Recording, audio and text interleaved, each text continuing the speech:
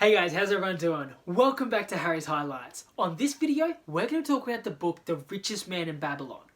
Now this book is all about how to acquire wealth. So it goes on the story and talking about how the richest man in Babylon, how he made his wealth. And one of the things that it talks about is about how anybody who's rich or wealthy, who's made any sort of money at all, one of the first things they did was they pay themselves first. They do this by keeping 10% of anything that they make.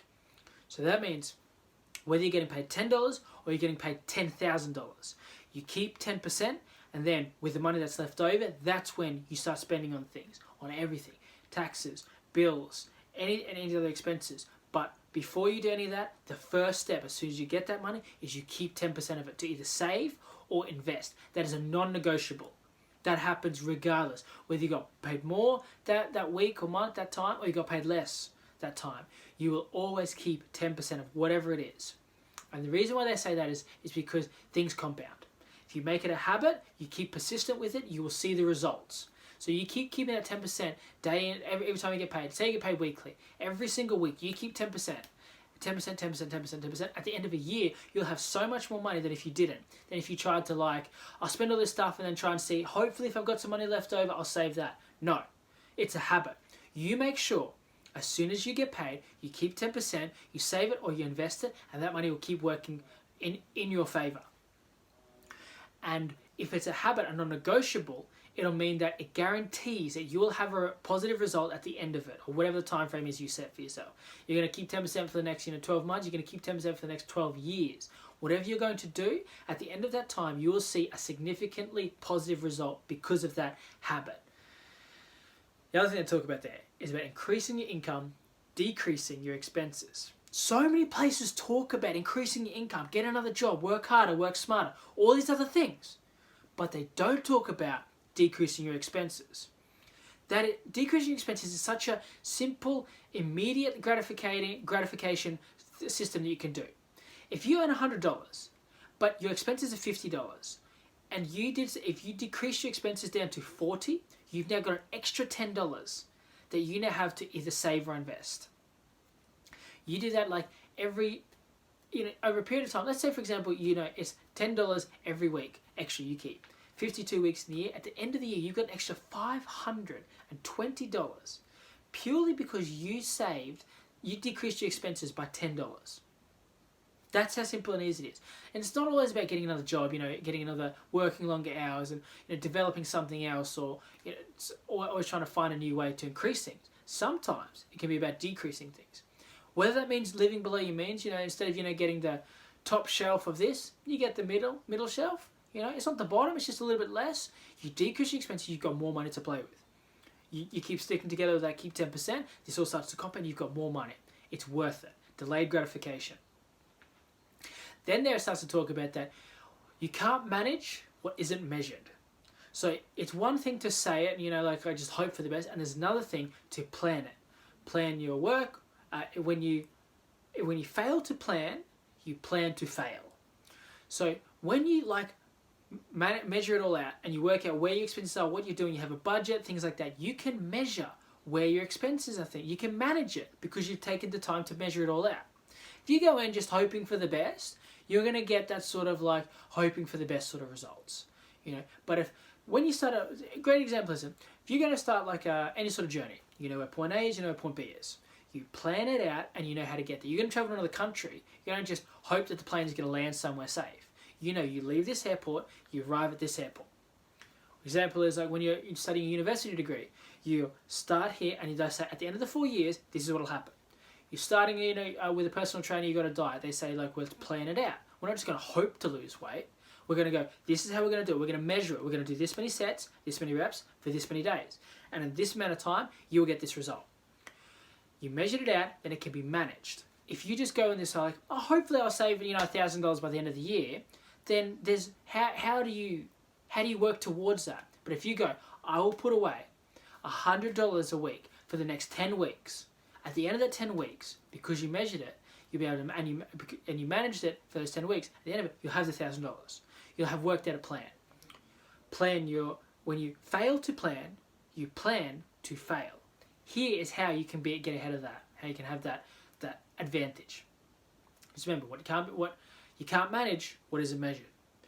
And then the other one I'll talk about there is about investing in places you're knowledgeable. If you're going to decide to invest your money, you need to do it in places you're knowledgeable, not hope for the best. And each to their own, but when you start to do things like gambling and things like that, and you sort of have an idea, there's always a risk. So sometimes it's better to invest in places that you're knowledgeable at, but also less risky.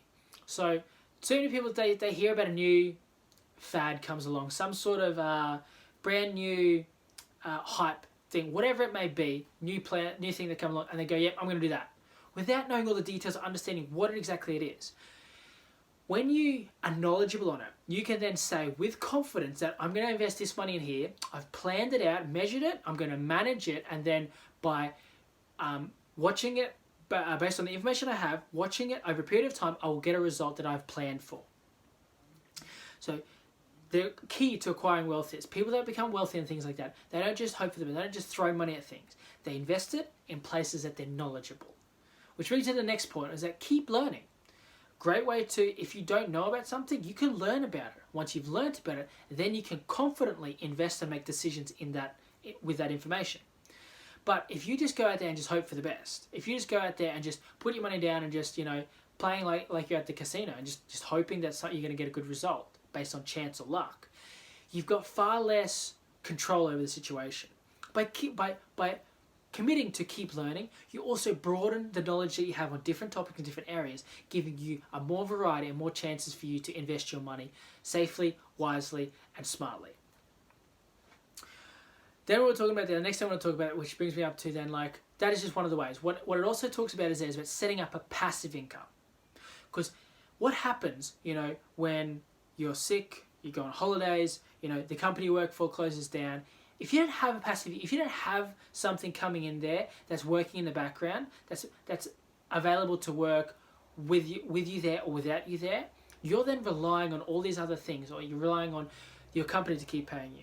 You're relying on your industry to keep, to stay in demand, But if you have a passive income, you have something that's set up, that's working 24/7, that works with you whether you're there or not, that works whether you're in the country or not, whether you're holidaying or not. You then have that security of knowing that you'll always have money coming in. Great example of passive income. That means you take a month off, you decide to go to your favorite destination in the world. What happens is during that whole month, because you didn't work, normally you'd come back and your bank account would be less than when you started. With a passive income, you'd come back and your bank account would be the same as when you left, if not higher.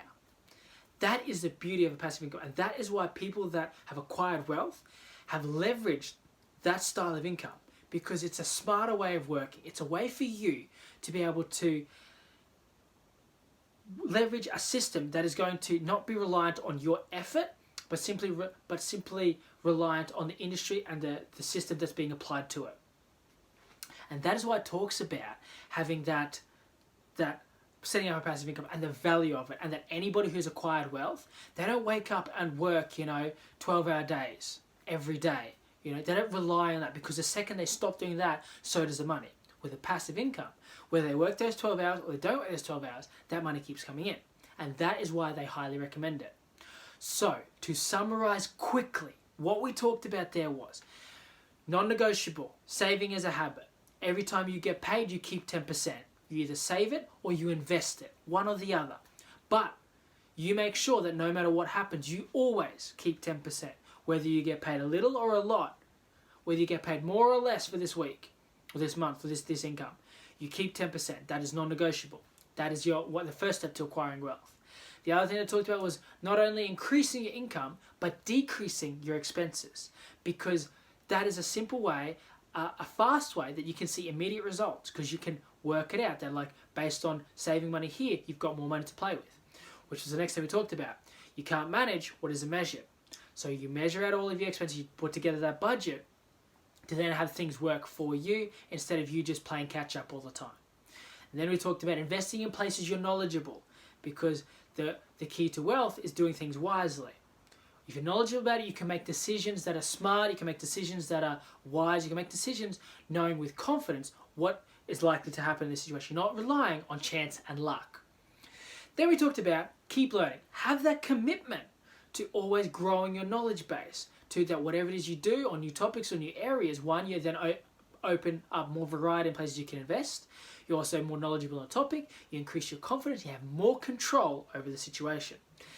Last, we talked about the value of setting up a passive income and how anybody who's wealthy or rich has leveraged that system to not only acquire wealth, but maintain it as well.